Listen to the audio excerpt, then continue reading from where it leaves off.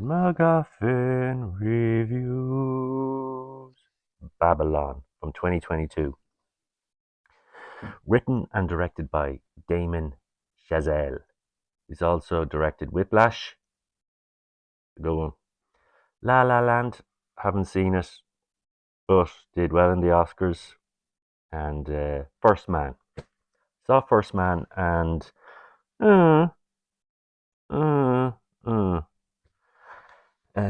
He's a very successful director and he's had a lot of success. And this is his magnum opus.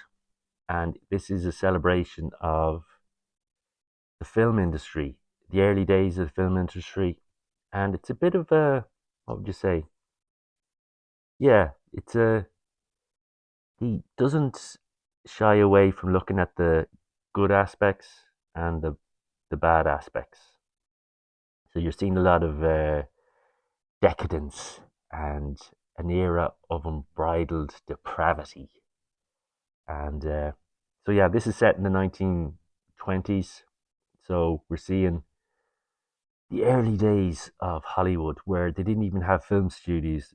They were just filming out in the desert. There was no sound on movies.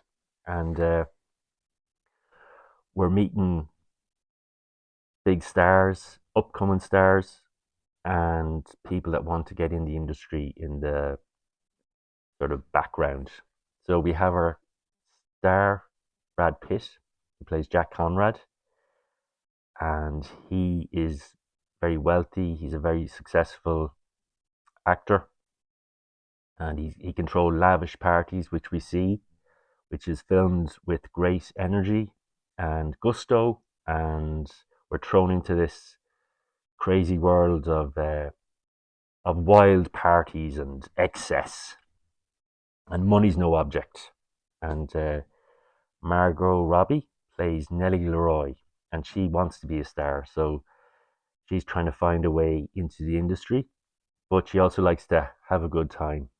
And we have Diego Calva, who plays Manny Torres, and you might have seen him in Narcos, Mexico, and he wants to get into the behind the scenes producing sort of side of it, and we see him working for Jack Conrad, helping him with the parties to get what he wants, which includes an elephant. Yeah, for a party. So that's kind of what you're involved in here. So this is basically Damien Chazelle loving movies, loving the industry, and celebrating that, and wanting to share his love of just movie making, and especially this era where sound is just coming in, and all these performers have to change with the times, have to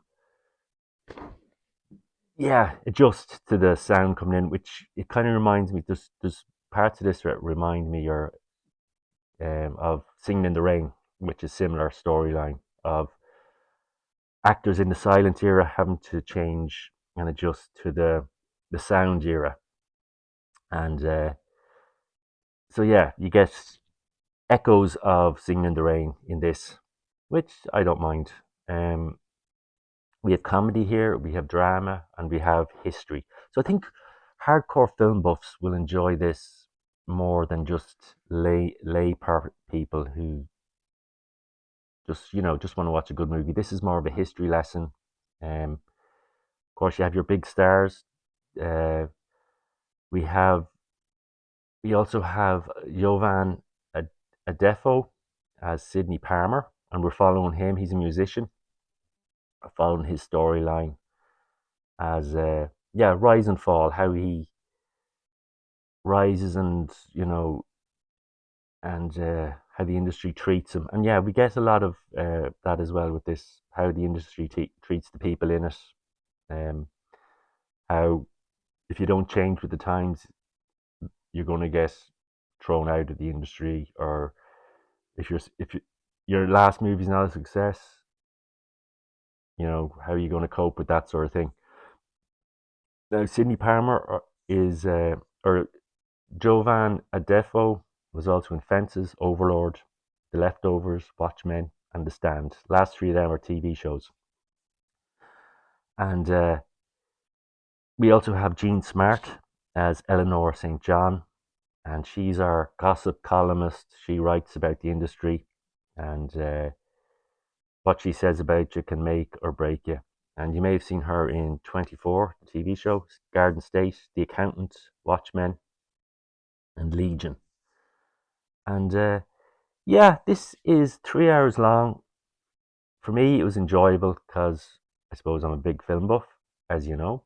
And yeah, Damien Chazelle really goes for it. He puts a lot of energy into it. There's some great scenes of just the magic of making movies and how sometimes it's a very it can work out or it can just completely not, just to issues like having the right camera. And yeah, it was fun watching how in the early days of movie making, how there's a lack of health and safety, performers getting injured. um yeah, you're seeing this the grit and the bad aspects of movie making as well as the good. And yeah, you're seeing the rise and fall of Nellie Leroy. Um, you're seeing the background where her finances are handled by her father, and how, of course, it doesn't work out, and that she's got the wrong person looking after her money.